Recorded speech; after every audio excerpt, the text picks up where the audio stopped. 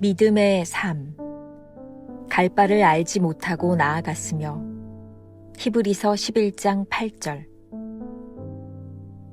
구약에서 하나님과의 개인적인 교제는 따로 분리됨을 의미했습니다. 아브라함의 삶에서 이러한 현상이 나타나는데 그는 친척과 고향으로부터 분리되었습니다. 오늘날 이러한 구별됨은 위치적인 개념보다 정신적, 도덕적인 면에서 고려됩니다. 만일 우리에게 가장 가까운 사람들이 하나님과 인격적 관계가 없을 경우 우리는 그들이 세상을 바라보는 관점에서부터 자신을 분리시킵니다. 예수 그리스도께서는 이를 더욱 강조하셨습니다. 믿음은 자신이 어디로 이끌리는지 전혀 알지 못하지만 이끄시는 그분을 사랑하고 아는 것입니다. 믿음의 삶이란 지성이나 이성적인 삶이 아니라 우리에게 가라고 하신 그분을 알아가는 삶입니다.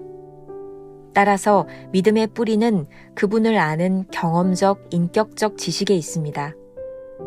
믿음의 삶에서 큰 장애 중 하나는 하나님께서 반드시 우리를 성공으로 이끄실 것이라는 착각입니다. 믿음의 삶에서 궁극적인 단계는 언제나 인격적인 면에서의 완성입니다. 인격을 변화시키는 여러 사건들이 일어납니다. 우리가 기도할 때 우리를 둘러싸는 축복을 느끼기도 합니다. 한동안 우리는 변화된 것 같습니다. 그런데 일상적인 생활로 돌아가면 그 영광은 사라집니다. 믿음의 삶이란 날개를 펼쳐 저 높은 곳에 단숨에 날아오르는 삶을 의미하지 않습니다. 오히려 한 걸음씩 계속 걸으며 나아가지만 지치지 않는 삶을 의미합니다. 믿음의 삶은 오직 개인의 성화뿐 아니라 훨씬 더 무한히 높은 차원의 것입니다. 믿음은 시련을 당할 때 증명되며 마침내 시험을 이기고 일어섭니다. 아브라함은 성화의 표준이 아니라 믿음의 삶의 표준입니다. 그는 참된 하나님 위에 시험을 이긴 믿음을 세웠습니다. 아브라함이 하나님을 믿었더라. 김병삼 목사의 매일 만나 365, 오늘은 3월 19일 믿음의 삶이란 제목으로 함께 말씀을 나누어 보겠습니다. 첫 번째, 세상과의 분리. 오늘 묵상 본문은 1월 2일에 나누었던 말씀과 동일합니다. 궁금하시면 1월 2일로 한번 돌아가 보세요. 앞서 갈 바를 알지 못하고 라는 부분에 초점을 맞추었다면 오늘은 분리의 문제를 다루고 있습니다. 챔버스는 직업과 돈 문제에 있어서 아버지와의 관계보다 분리를 택했던 적이 있습니다. 하나님과 친밀한 관계를 우선으로 할 때 필연적으로 우리에게 다가오는 문제가 바로 분리입니다. 굉장히 어려운 부분이죠. 참 어려운 일이지만 하나님과 개인적 교제를 위해 아브라함도 친척과 아비집을 떠나 분리될 수밖에 없었습니다. 정말 어려운 것은 위치적 분리가 아니라 정신적, 도덕적 면에서 고려해야만 한다는 그런 분리의 문제입니다. 이런 문제는 누가복음 14장 26절에 나와 있는 것이죠. 읽어드립니다. 물은 내게 오는 자가 자기 부모와 처자와 형제와 자매와 더욱이 자기 목숨까지 미워하지 아니하면 능히 내 제자가 되지 못하고. 우리가 아무리 가까운 사람일지라도 하나님과 인격적 관계가 없을 경우에 우리는 필연적으로 선택해야 하는 순간을 맞이합니다. 믿음은 하나님께서 우리를 부르신 자리에서 가라 말씀하실 때 순종하는 것입니다. 그리고 그런 순종을 통해 하나님을 알아가는 것입니다. 믿음을 이렇게 정의할 수 있을 것 같습니다.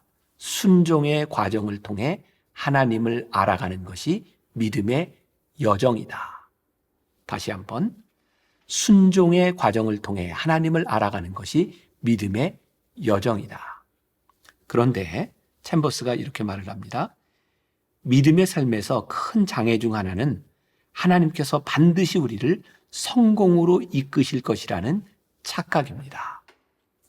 오스왈드 챔버스의 창세기에서도 동일한 말을 하고 있습니다. 어제 묵상에서 제가 인용했던 것인데 기억하시나요?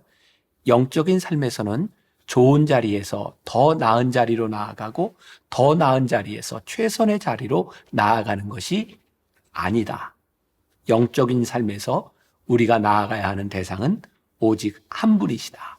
그분은 바로 최선이신 하나님 자신이시다.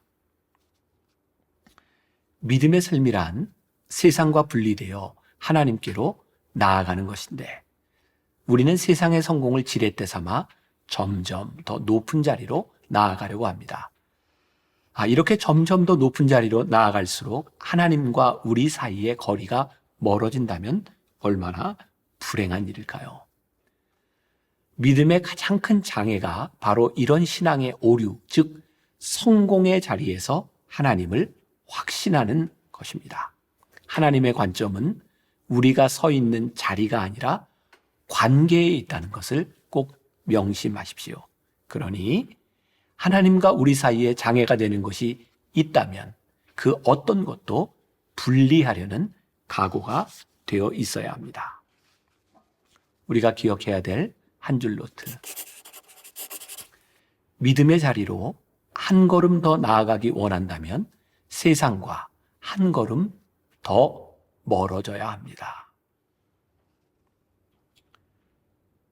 두 번째, 믿음이란 오늘 본문에서 아브라함이 보여줬던 믿음, 갈 바를 알지 못하고 나아갔으며 이것은 어떤 믿음일까요? 챔버스가 계속해서 이야기하는 것이 있습니다. 믿음이란 일회적인 사건이 아니라 하나님과의 인격적인 관계에서 지속적인 동행이 이루어지는 것이다. 믿음의 완성은 우리가 원하는 성공이 아니라 인격적인 면에서의 완성입니다. 축복이라는 결과로 믿음을 말할 수 없는 이유가 여기 있습니다. 우리는 종종 기도하며 우리에게 주시는 하나님의 축복을 경험합니다. 그리고 그 시간 동안 우리가 믿음을 가진 사람으로 변화되었다고 생각합니다. 하지만 이러한 감정은 일상적인 생활로 돌아갈 때 사라져버리고 맙니다. 우리가 잘 아는 사건을 하나 생각해 볼까요? 마태복음 17장에 보면 베드로와 야고보 그리고 요한이 변화산에 올라가서 영광스러운 모습으로 변화된 예수님을 보았습니다. 광채가 나는 몸으로 엘리야와 모세가 함께 있는 모습을 보고 제자들은 너무 놀라 감격합니다. 그들은 예수님을 모시고 엘리야와 모세와 함께 초막 셋을 짓고 거기에 머물러 있기를 원했습니다. 하지만 예수님은 제자들을 데리고 세상으로 내려오셨습니다. 일상으로 돌아간 것이죠. 제자들이 보았던 영광은 더 이상 산 아래에서 보이지 않았습니다. 그들은 영광을 믿음으로 생각했지만 예수님은 제자들을 일상으로 데려오셨고 함께 동행하기를 원하셨습니다. 즉, 지속적인 관계를 통해 제자들을 변화시키기를 원하셨던 것입니다. 챔버스의 말입니다. 믿음의 삶이란 날개를 펼쳐 저 높은 곳에 단숨에 날아오르는 삶을 의미하지 않습니다. 오히려 한 걸음씩 계속 걸으며 나아가지만 지치지 않는 삶을 의미합니다. 믿음이란 영광스러운 곳에 머물러 있는 것이 아니라 시험을 당할 때 증명되고 마침내 그 시험을 이기고 일어서게 만드는 것입니다. 챔버스가 계속해서 주장하는 것처럼 믿음이란 단순히 한 사람의 개인이 성화되는 것보다 훨씬 고귀한 일입니다. 우리가 이루고자 하는 것은 성화의 삶이 아니라 믿음의 삶입니다. 아브라함은 우리에게 성화의 표준을 보여주는 것이 아니라 믿음의 삶이 무엇인지를 보여주고 있습니다. 믿음의 핵심이 이것입니다. 로마서 4장 3절. 성경이 무엇을 말하느냐? 아브라함이 하나님을 믿음에 그것이 그에게 의로 여겨진 바 되었느니라. 우리가 기억해야 될 한 줄 노트. 진정한 성화의 삶은 하나님과 함께 한 걸음 한 걸음 믿음의 여정을 가며 만들어집니다. 오늘 하루 우리가 품고 살아갈 질문입니다.